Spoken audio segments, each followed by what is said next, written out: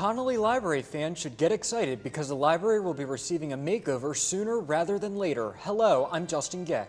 And I'm Callie Montana. Philadelphia recently added 2 new mascots to their roster, and now it looks like another one is on the way. We have all this and more coming up on LTV News, where the action never stops.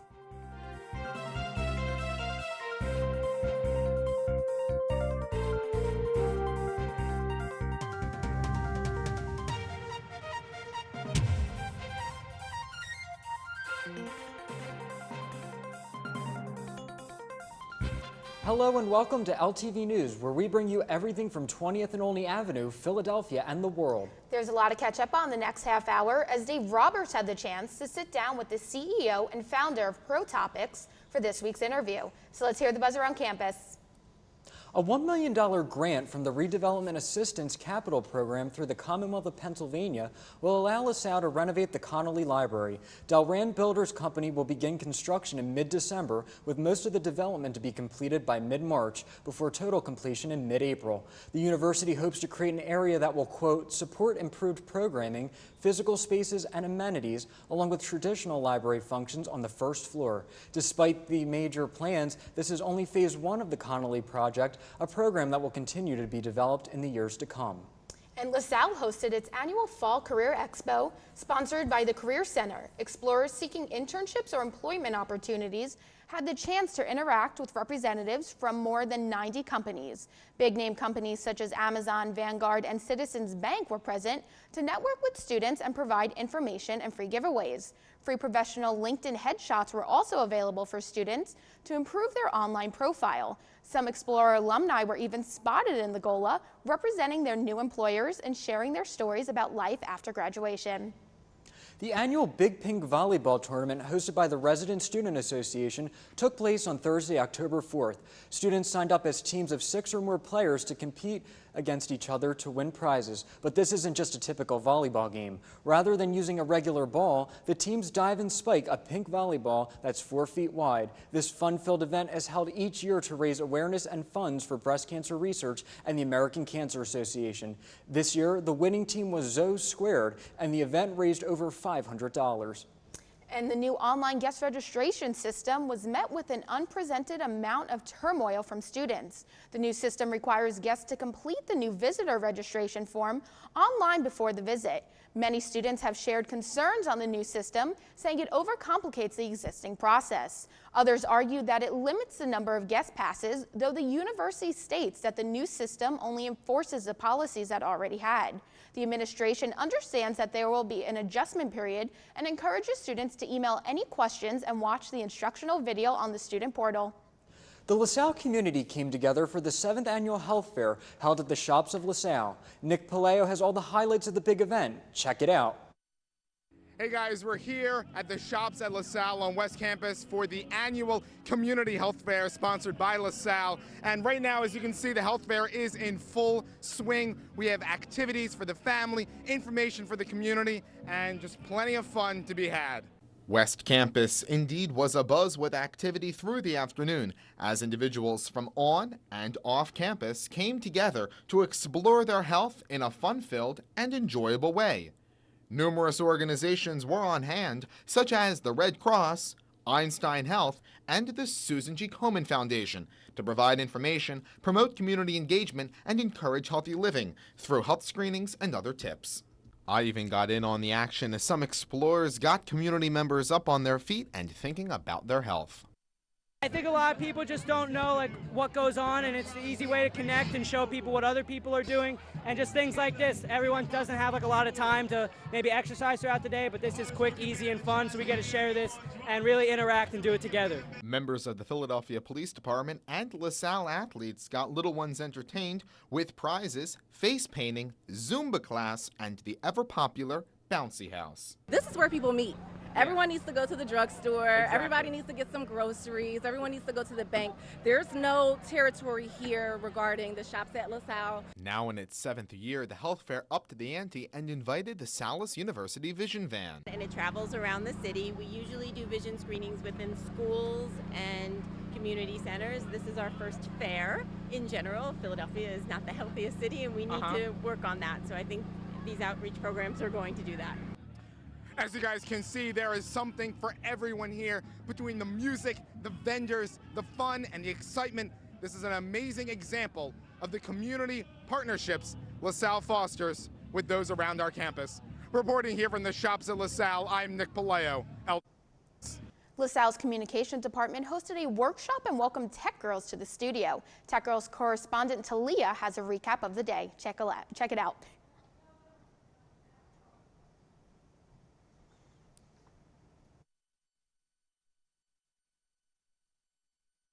LaSalle Communication Center held a workshop for tech girls that teaches them what it takes to put together a TV show.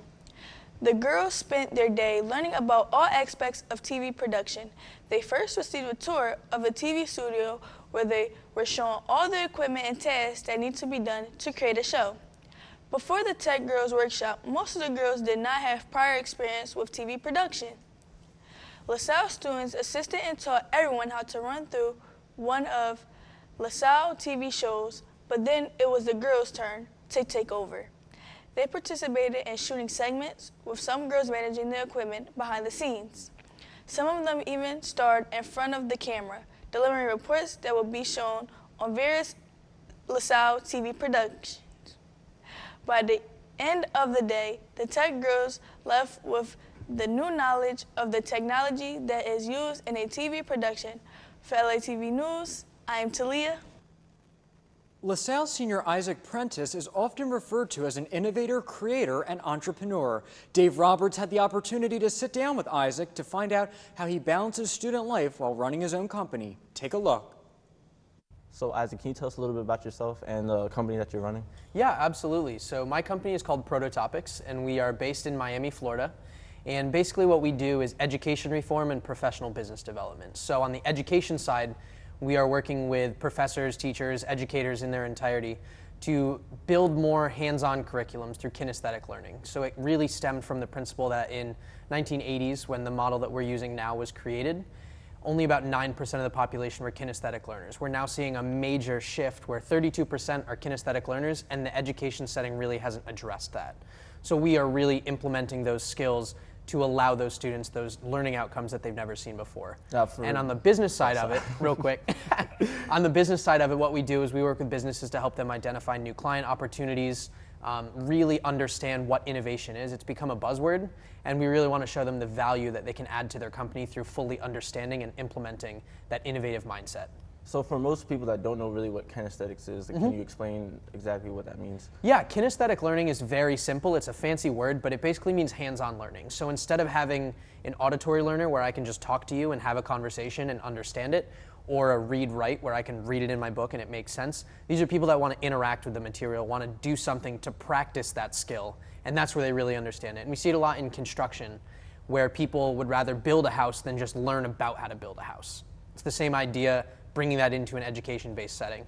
So you talked about with business and innovation, how that's more of a prevalent word now. How do you come across businesses, and like even with the new generation of all this technology, how do you work innovation with business models now? Yeah, so one of the really cool things for us and how we kind of got started was we recognized that technology, as great as it sounds, is terrible to innovation, because people think they can rely so heavily on this technology to get them where they need to go. They don't even realize that it's the brain power that they have to utilize that technology that really gets them there. So what we do is we find companies that are either struggling, don't know where they want to go, or relying so heavily on this technology to get them there, to show them that there's more to it than just having the nicest computers. We've reached a point in terms of technological adaptation where people are able to adapt to any kind of technology, and it's so great, even if it's 5 years outdated, that it can still be used to implement that idea. So what we really do is look at how can we take those principles and fundamentals of using the technology as a resource and an asset and grow our mindset and our business practices through that. So you did talk about how with kinesthetics, it's kind of like instructing how you actually want to build the house instead of just learning about the house. Exactly. And there's people who are still like, there are people who really need to just get hands-on, and there's other people who are more visual. So how do you kind of get the visual learners to like, at least appreciate the hands-on learning? Yeah, so the system that we actually use addresses all four. So most of the modern education system addresses three. So we use the VARC model, visual, auditory, read, write, and kinesthetic. The first three for VAR, visual, auditory, and read, write, that's what the current system is addressing. Adding that kinesthetic component, we're seeing students that are able to read instructions for curriculums that we're putting together. They're able to understand it while we're introducing it to them in an auditory setting.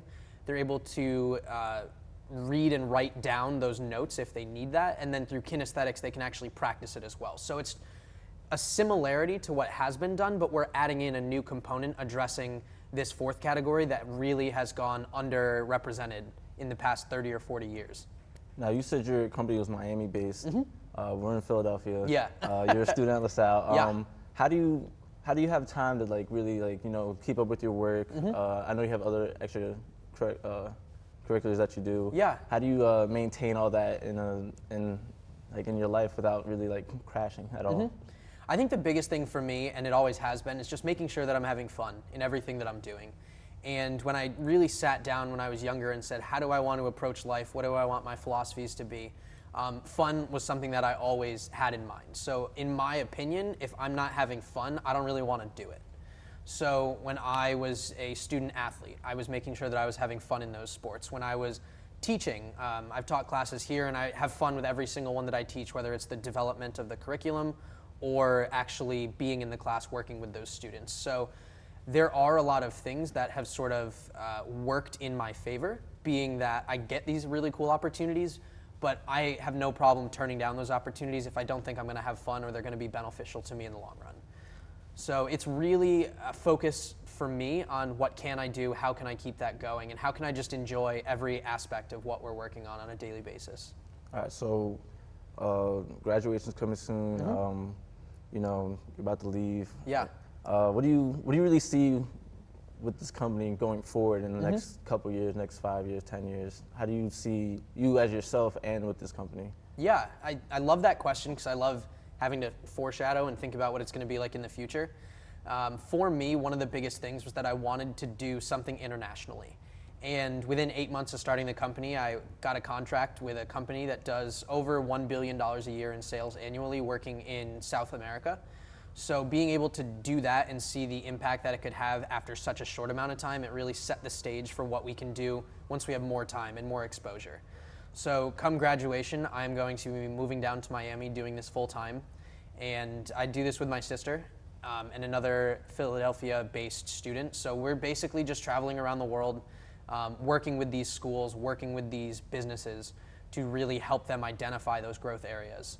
So I think it's going to be really exciting. I leave it open to say we don't necessarily know everything that's going to happen along the way, but we're excited because of the potential that we see with it. Well, I'd like to thank you very much for coming in and talking to me. I really wish you all the luck because this sounds really good. Thank you. I'm going to take it back to the desk and yeah.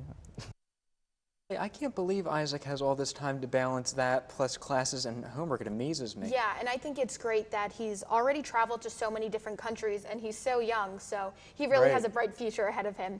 But it's time for our first break, but when we come back, we'll tell you why a certain athletic apparel is impacting thousands of people. Stay tuned.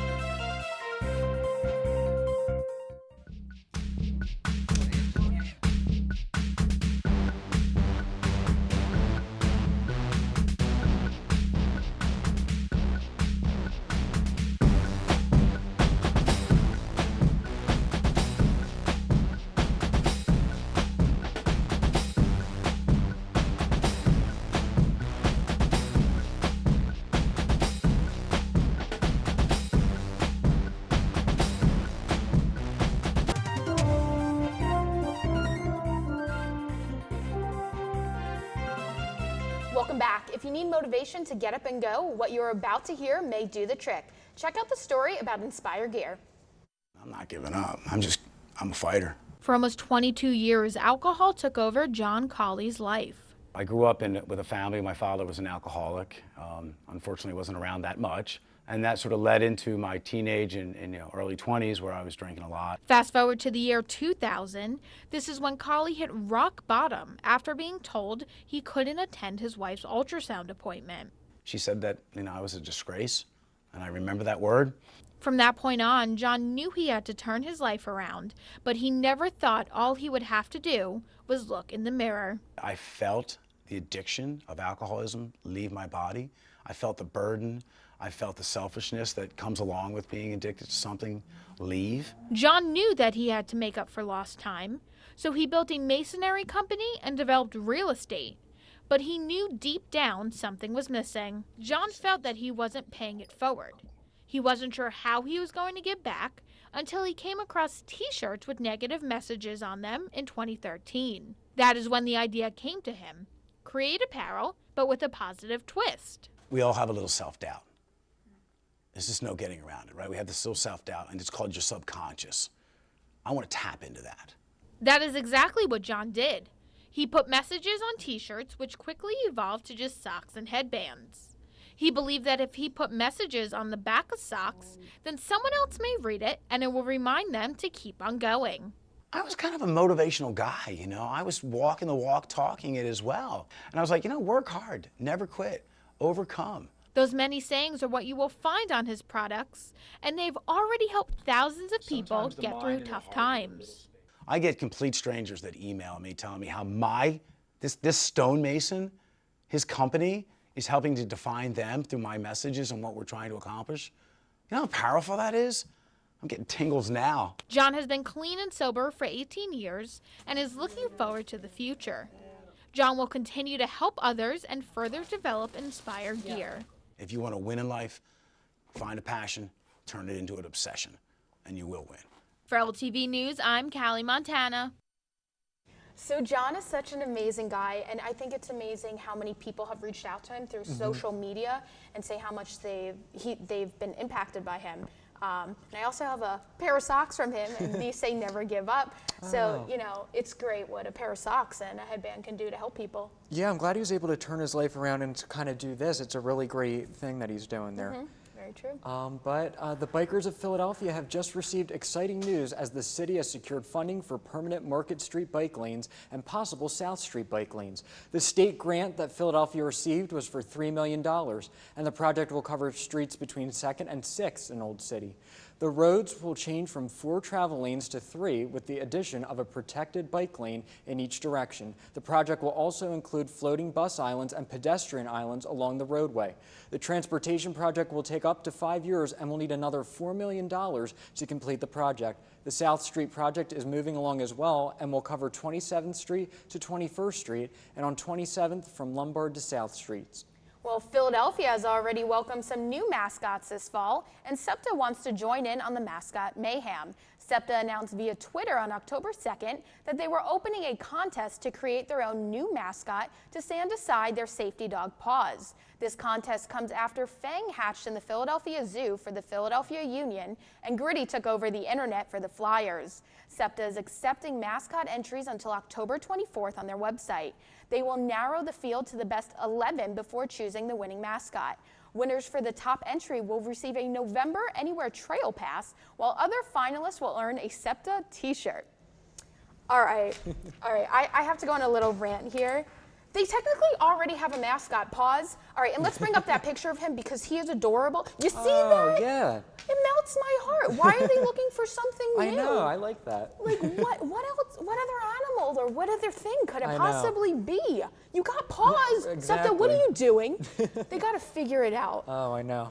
It's crazy. Well, October is Mural Arts Month, and Philadelphia is taking part in the festivities. Called the City of Neighborhoods, Philadelphia's murals are an important part of the local culture. Mural Arts Month celebrates with tours and dedications all over the city. Special events include a workshop with the Trash Academy on October 17th. The workshop will teach participants how they can repurpose trash into works of art. Mural Arts will also be a part of the museum's district's Parkway Soiree on October 26th. The Block Party Style Festival celebrates 100 years of the Ben Franklin Parkway. The Mural Arts will be hosting a paint day as part of the celebration. A complete list of events can be found on the Mural Arts website. And coming up after this last break, it may have been hard to say goodbye to Jeffrey the giraffe, but have no fear because he may reappear.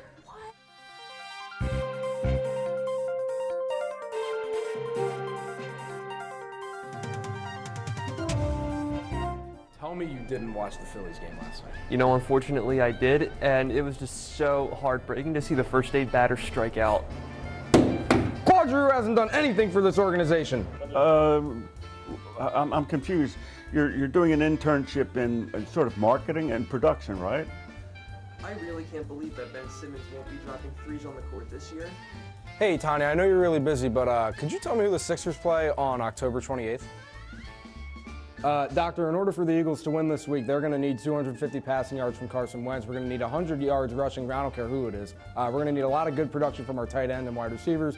And I'm going to need 5 interceptions from Malcolm Jenkins. Yeah, Mom, look, I know the money situation isn't good right now, but I promise you Travis Konechny's going to have a breakout year. Hey, I had to climb to the top of Mount Everest to find Nick Pavetta's ERA. Sports Talk Philadelphia. We talk nothing but sports all the time.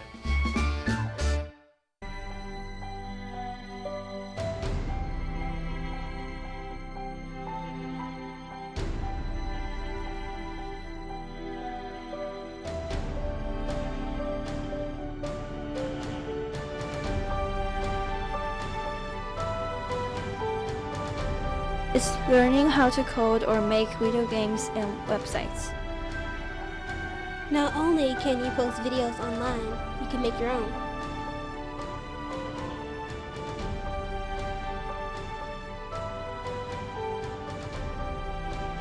It's learning about leadership.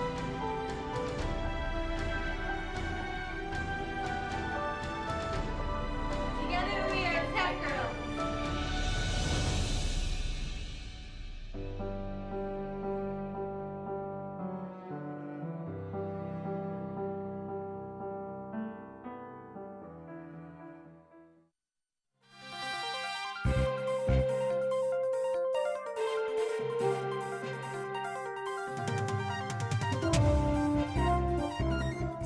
People are dead after a 5.9 magnitude earthquake hit Haiti on Saturday, October 6th.